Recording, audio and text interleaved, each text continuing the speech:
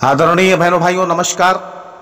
मैं पंडित दिनेश नारायण पांडे आध्यात्मिक वेदांग ज्योतिष के ग्रहवाणी चैनल पर आप सभी का हार्दिक अभिनंदन करता हूं, आप सभी का स्वागत करता हूं, आप सभी का आभार व्यक्त करता हूं कि आप मेरे ग्रहवाणी चैनल को देख रहे हैं।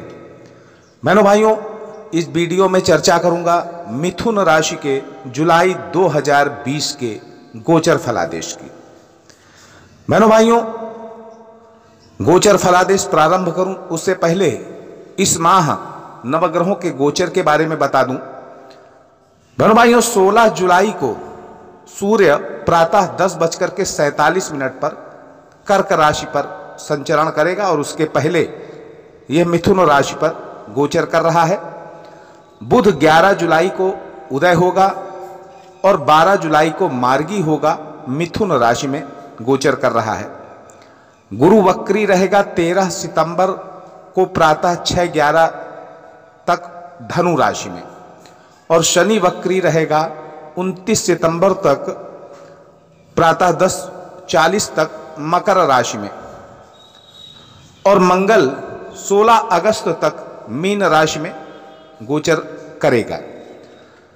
बहनों भाइयों, गोचर फलादेश का मतलब है, गो कहते हैं आकाश को और चर कहते हैं चलायमान, यानी आकाश में वर्तमान में जो चलायमान ग्रह हैं उनका आपकी राशि पर कैसा प्रभाव पड़ेगा, इसी विषय को संदर्भित करता हुआ गोचर फलादेश होता है। इस फलादेश के माध्यम से ये जानने को मिल जाता है कि नवग्रहों में कौन सा ग्रह हमें सपोर्ट कर रहा है और कौन सा ग्रह हमें समस्या दे सकता है।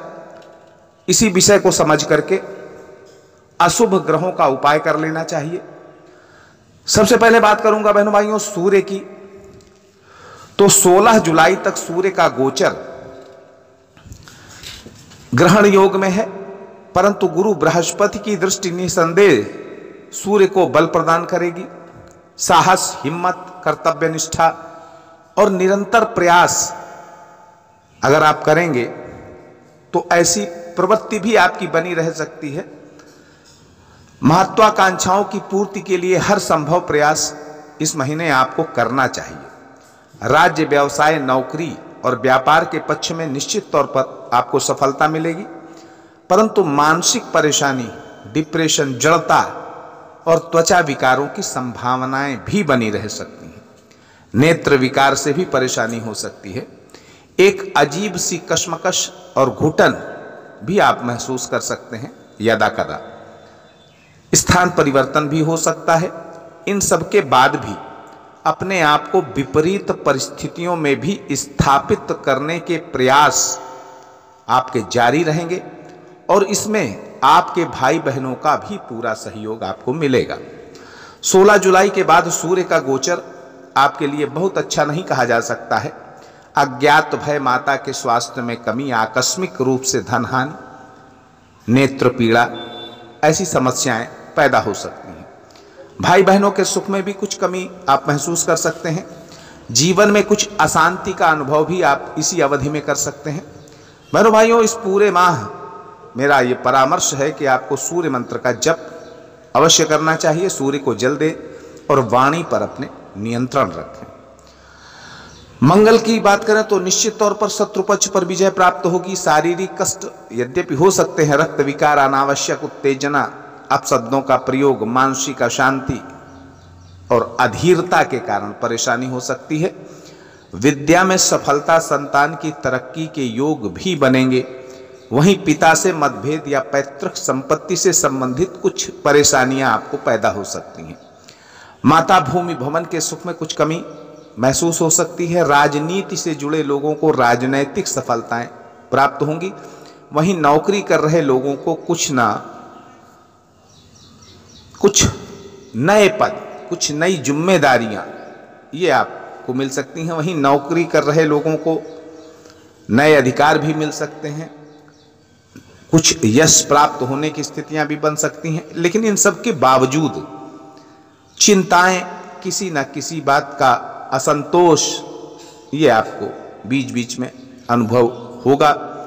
बुध की बात कर लें तो नकारात्मक सोच और नकारात्मक लोगों की संगति इस माह आपको हानि दे सकती है। इस माह सामाजिक प्रपंचों और कार्य क्षेत्र की राजनीति से भी आपको बचना चाहिए, खासतौर पर 16 जुलाई तक, वरना धन हानि और किसी परेशानी के बंधन में आपको फंसना पड़ सकता है। दाम्पत्य जीवन का भरपूर सुख मिलेगा और यदि आप व्यापार में हैं तो व्यापारिक स्थितियां भी आपकी ठीक रहेंगी। सोच सकारात्मक रखना पड़ेगा। डिप्रेशन, अवसाद से बचने का पूरा प्रयास करना पड़ेगा। क्रियाशीलता अपनी बढ़ानी पड़ेगी। अपने अंदर जड़ता ना आने दें। भूमि भवन का पूरा सुख मिलेगा। विद्यार्थियों के लिए भी यह माह सामान्यतः अच्छा साबित होगा। इस माह वाहन खरीदने के प्रयास भी अगर आप करते हैं तो सफल हो सकते हैं। सामाजिक क्षेत्र से जुड़े लोगों को भी कुछ विशिष्ट लाभ मिल सकते हैं। गुरु बृहस्पति का गोचर आपकी राशि के लिए इस माह श्रेष्ठ फलदायक साबित होने वाला है। दाम्पत्य जीवन में सुख, मधुरता की प्राप्ति होगी। जीवन साथी का भरपूर सहयोग मिलेगा। वहीं व्यापार व्यवसाय में भी प्रगति और सफलता की प्राप्ति हो सकती है। पिता का पूर्ण आशीर्वाद और समर्थन प्राप्त होगा। नौकरी में उच्चाधिकारियों और सहकर्मियों का समर्थन प्राप्त होगा, सहयोग प्राप्त होगा। शारीरिक रूप से स्वस्थ महसूस करेंगे। मान सम्मान बना रहेगा। लाभ के कई अवसर प्राप्त होंगे। भाई बहनों का सुख और समर्थन आपको प्राप्त होगा। आपकी वाक चातुर्यता बढ़ेगी। साथ ही बौद्धिक रूप से भी इस माह चमत्कारिक लाभ मिलेंगे। सफलताओं से स्वाभिमान, आत्मबल और बौद्धिक जो प्रवीणता है वो बनी रहेगी। व्यवहार कुशलता में भी वृद्धि होगी। इस माह ससुराल पक्ष से भी आपके लाभ आपको मिल सकता है। शुक्र का गोचर मिश्रित फलदायक साबित होगा। चल रहे कार्यों में समय समय पर कुछ अड़चनें जरूर पैदा हो सकती हैं। धन वस्त्र आदि का लाभ प्राप्त होगा। बाहरी स्थानों से धन लाभ। वहीं विद्यार्थियों को अध्ययन में ध्यान केंद्रित न हो पाने की समस्या हो सकती है। संतान को भी कुछ तकलीफ हो सकती है। यद्यपि इस माह आपकी चतुरता बढ़ी चढ़ी रहेगी, पर व्यवसाय में इस चतुरता का बहुत श्रेष्ठ लाभ मिल पाने में संदेह है। इस माह को आप शांति से बिताना चाहेंगे, कोलाहल से दूर रहना चाहेंगे। भू संपत्ति, पशु संपत्ति में भी वृद्धि की संभावना आपकी बनी रहेगी। शनि की बात करें तो शनि की अष्टम ढैया आपकी राशि पर वर्तमान में चल रही है, परंतु इतना जरूर है कि शनि के अधिक अशुभ प्रभाव इस माह भी आपकी राशि पर नहीं पड़ेंगे। भाग्य के मामले में असंतोष बना रहेगा। सम्मान में भी कुछ कमी महसूस कर सकते हैं। पारिवारिक दायित्वों की प्रतिपूर्ति में भी आप अपने आप को कहीं ना कहीं अक्षम महसूस कर सकते हैं। धनार्जन के मामले में भी संतुष्ट नहीं हो पाएंगे।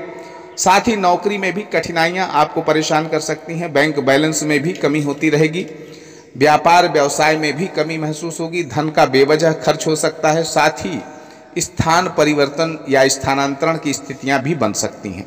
पूरे माह आपको हर शनिवार को सुंदर कांड का पाठ करना चाहिए और प्रतिदिन हनुमानाष्टक का पाठ करना चाहिए। इससे शनि से संबंधित पीड़ा में राहत मिलेगी। और अगर अल्कोहल का सेवन करते हैं तो बचिए। राहु का गोचर आपको इस माह अंतः प्रेरणा देकर गुप्त युक्तियों से कष्ट साध्य स्थितियों से उन्नति की ओर ले जाने में मदद करेगा। कुछ लंबी चौड़ी बातें बना करके, कुछ टारगेट पर खुद को फोकस करके धन और सम्मान आप प्राप्त कर सकते हैं।